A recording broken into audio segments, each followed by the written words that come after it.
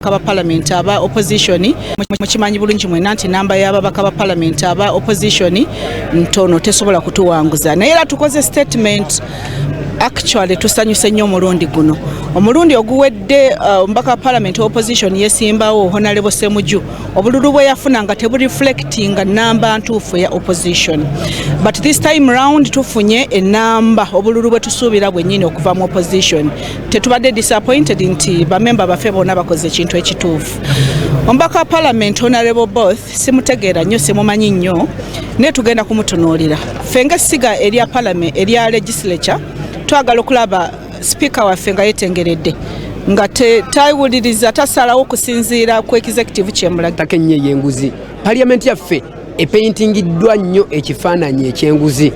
ate nga alaze nti agenda kukirwanyisa bw'abanga tabyogera bwogezi nga si bya bigambo nga bigenda kulabikira ne mu bikolwa bannayuganda obaolio banaaba n'essuubi ne bw'anaabivaako byatadde mu mpagi z'omusanvu ajja kuba atukoze bubi era ne bannayuganda ajja kuba abakoze bubi asuubiza okuleeta enkolagana ennungi asuubiza okukiikirira n'abo abatamulonze omuli naffe abali ku ludda oluvuganya asuubiza okuleeta paalamenti etaliimu nguzi gye tugoye kubanga ekendeeza ekitiibwa kya paalamenti ebweru waayo asuubiza okulaba nga aleeta obwenkanya mu paalamenti so tusuubira nga singa abatambudde n'ebyo tewali birala byonna bye tuyinza musuubiramu okujjako okutambulira mu buufu obwo obugenda okulaba nga olunaku olw'enkya tuweereza nti toweebwa mukisa kwogera ate nga bwe bategeerera nti olimukko amagezi era olina obusobozi obwogera ekirimu amagezi gwe tebakuweera ddala mukisa kwogera olina kuwaganya bwewaganya kusitukiranga mu procedure mu order nga kyoyagala okwogera kirala nnyo ositukidde mu nsonga ndala nnyo n'ogezaako okwogera naye nga tetunyumiddwa so ono nsuubira nti bw'aba nti byayogedde byajja okukola kijja tubeerera kirungi ddala ekyokubiri obukiiko okuba n'amaanyi gaabwo ne ssente ezibuweebwa okukola emirimu kijja busobozesa okukola ne parliament okukola gasa abantu bibagasiza awamu okuwa bannamawulire eddembe lyabwe n'ebirala byayogeddeko obiraba nti byonna birungi ne experience etulaga nti abantu ba NRM boogera nnyo okusinga okukola era boogera okulwanyisa enguzi ekyo bakyogeredde emyaka 4 naye tebakikolanga obusosoze yafuuka mboozi naye ng'ate bo be basosoze namba emu demokrasi yafuuka mboozi ng'ate be batyoboozi b'eddembe namba emu so tusuubira nti singa ebyo byatuwadde byagenda okutambulirako ne bw'aba atuukirizaako nga 7 ku 100 Parliament ejja kutunyumira ondo oyo ne titi ze kulwange ndabira ddala nti abakulu gye balengera eriiso ly'omukulu lirengera wala era nga bwe bakitugambye naffe bwe tukikoze nange kulwange ndaba nti omukulu ono bwe twali twakanyira Parliament 2021 eyajjanga atuwa orientation kitegeeza ebya Parliament byonna abimanyi nga bwali munamateeka ate asaavinze eggwanga kumala ebbanga nsuubira kyemusuubiramu nti tugenda kukola naye bulungi ate naffe tuwaddeyo okukolagana nti bamukwata ng'amuttira ku liiso neffe tulina muntu gwe twalwana naye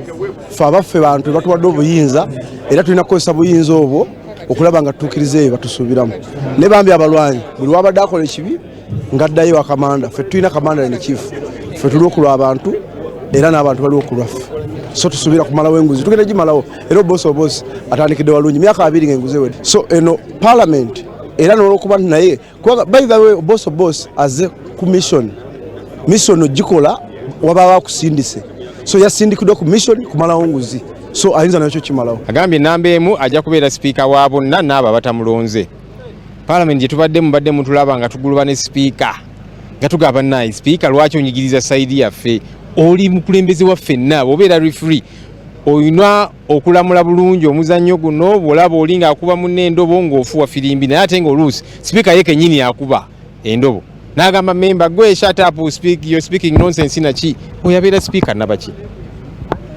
omukulu ono agambye n'okugamba nti agenda kulwanyisiza ddala enguzi tuze twogera ku nguzi mu parliament gye tubaddemu ng'ekifaananyi kya parliament kyayonoonekera ddala ninga ffe bwe tujogerako bagamba mwebaze Nnyonyi Muwalana Anita Mongo naki abali bagamba nti tumuwalana kakati beeboogera ffe bitwali twogera sente zo mu nsawo ojja kukomekereza nga ebyobufuzi bikwavuwazza gamba gavumenti egenda kubakolera kino ngenda kubasakira kino ogwa mmwe temuwa abaana byennyanja mubayigiriza okuvuba mbarage programu za gavumenti bazikozese bazifunemu PDM weziri emyoga weziri sente nyingi mu gavumenti zesindika katuvunanzo w'abakulembeze okuzirondoora ne bazinyonyola bazibulira abantu ne bazikozesa ne bazifuna londola amalwaliro gabeere mu shape amasomero ga gavumenti gabeere nga gategereka ate nga tegajjako baana banaku sente enguudo zikolebwe zigwe tulina enguudo wano mu ggwanga nga ekitongole ky'ebyenguudo kirina tunnyonnyola zaakomaawo zaakona ng'oluguudo lubadde bwe balusima bwe balulekaawo emyaka nga 10 n'olwekyo ebyo byonna biva ku butalondoola pulezidenti nga bwakandudde ku ddoboozi n'asuubiza n'okugoba abantu abamu bannange ekikulu kya byonna twetereza ate ffenna tulina enkuba entuufu tulina labor weeri we have the good soils tusobola okukola ebintu byaffe wano ne tufuna sente nga tusoose kudduka eyo genda wabweru so kati naffe genda abantu bano twogere nabo naffe tugenda kuteekamu obukambwe mu constituencies zaffe tubateekemu obukambwe tubagambe mukozese ebintu byaffe resources ze tulina wano tusobole okubeera nga tuva